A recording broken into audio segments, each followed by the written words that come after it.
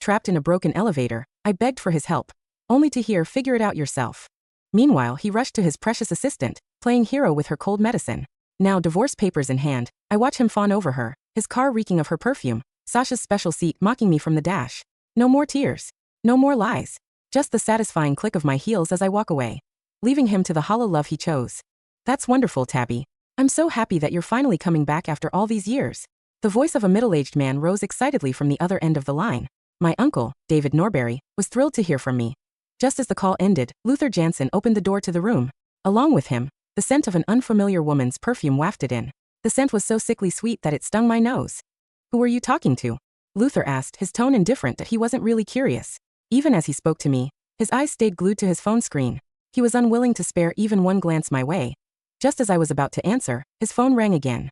A young woman's cloying, saccharine voice came through. "Mr. Jansen, thank you so much for bringing me medicine the other day.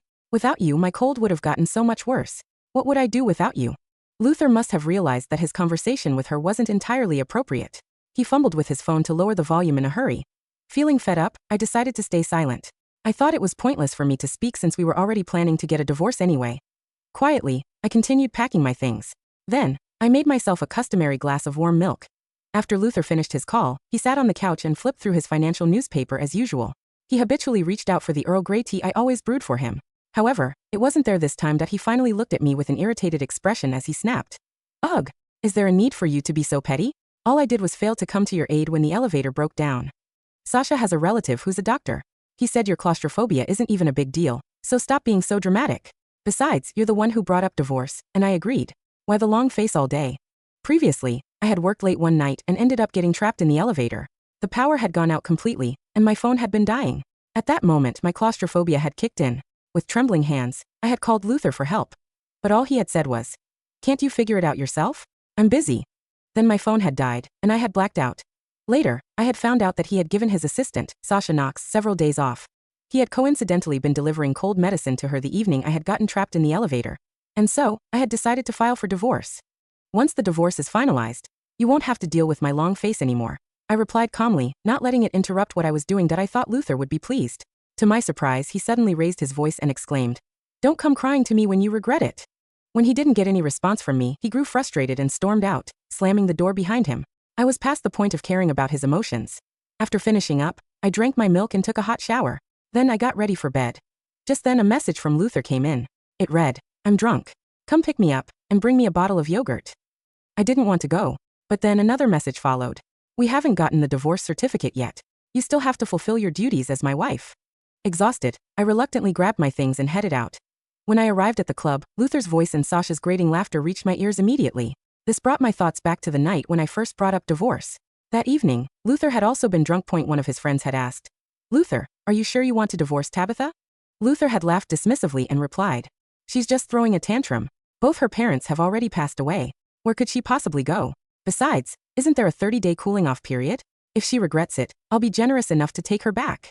He thought I was alone and had no ties to anyone. Thus, he started to take me for granted, thinking no one would stand up for me. Funnily, he also assumed that was the reason I couldn't leave him that I pushed the door open. When Luther saw me, he seemed a bit surprised and immediately started frowning hard. He questioned, "What are you doing here?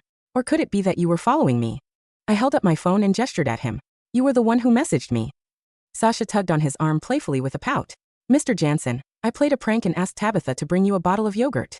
You won't hold this against me, will you?" Luther's furrowed brows relaxed immediately. Oddly, his indulgence toward Sasha's antics didn't stir any emotions within me. If this had been before, I might have reacted hysterically and lost my temper. This time, I remained calm and simply nodded to indicate that I understood the situation. For once, Luther seemed inclined to explain himself. "Tabitha, Sasha is just here as my assistant for this social gathering." I cut him off by handing him the yogurt, and didn't say anything more.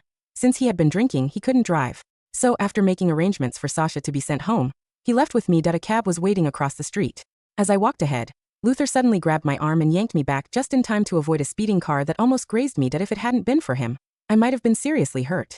"You don't watch where you're walking, do you?" he scolded, sounding concerned. He then held my hand tightly in his. For a brief moment, I recalled how he used to hold my hand every time we crossed the street. It had been so long since something like this had happened. The sensation felt so unfamiliar to the point of almost being unsettling. Once we crossed the street, I discreetly withdrew my hand without a word. The next morning, I got ready for work. Yes, I gathered my things and was about to head out. Luther offered to drive me. Let me take you to work. Because of what had happened the previous night with him, I woke up later than usual. I would end up reaching the office late if I took the subway. So I agreed without fussing over it and headed to his car. When I opened the passenger door, the strong scent of a girlish perfume hit me. Inside, the seat covers were pink, and there was even a cute poppy purse pillow on the seat. A small sticker on the dashboard read, Sasha's special seat. Sasha had boldly staked a claim on her territory. The scene was ironic.